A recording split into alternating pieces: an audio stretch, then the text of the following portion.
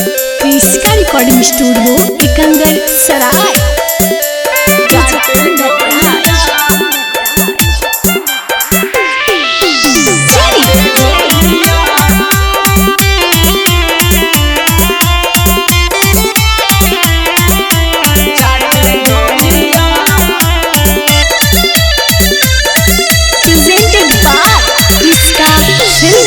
साखी है सूतल हलिया नींद से हम मातल, जहिया से पी के पियवा होला है कई पागल।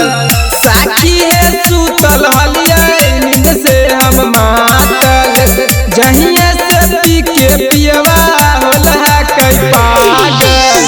आई के पलंगिया पकड़े गोरिया, आई के पलंगिया पकड़े गोरिया, सखी सपनमा में सजन मैया के काटे ढोलिया, सखी सपनमा में सजन मैया के काटे ढोलिया।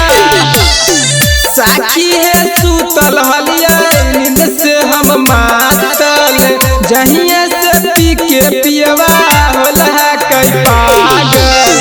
आई के पलंगिया पकड़े गोरिया, आई के पलंगिया पकड़े गोरिया, सखी सपनमा में सजन मैया के काटे ढोलिया, सखी सपनमा में सजन मैया के काटे ढोलिया।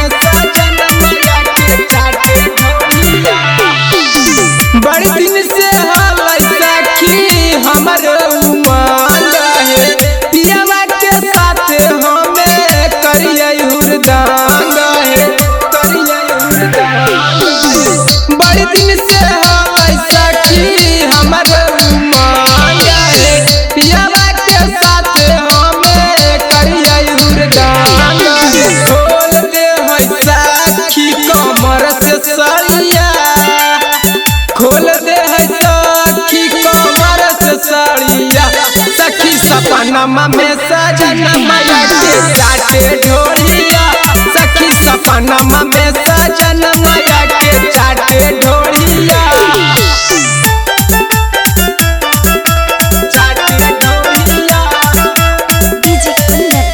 इसका रिकॉर्डिंग स्टूडियो एकंगर सराय। सखी सपनमा में सजन मैया के काटे ढोलिया, सखी सपनमा में सजन मैया के काटे ढोलिया। राती प्रेमी सखी राखा किन खुश गे, ले जाई के बजरिया हमरा पिलावा आखिन जूस है।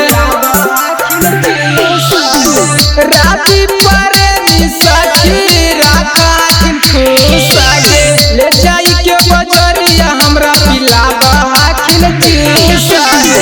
रविकांत रसीला दे दे है गोरिया, डीजे स्टार दे दे है गोरिया, सखी सपनमा में सजन मैया के काटे ढोलिया, सखी सपनमा में सजन मैया के काटे ढोलिया। इसका रिकॉर्डिंग स्टूडियो एकंगर सराय।